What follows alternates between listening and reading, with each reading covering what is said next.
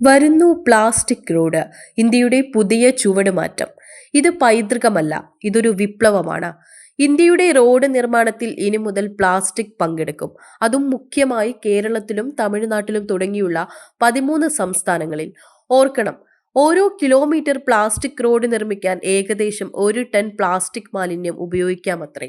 പക്ഷേ അത്രയിൽ ഒതുങ്ങിയില്ല. ഇതിന്റെ മൈതാനത്തിൽ ടെൻഷൻ കുറവും ദൈർഘ്യമേറിയ ആയുസ്സും. ഇത് കോഴിച്ചത്തിത്താങ്ങുന്ന വാർത്തയല്ല.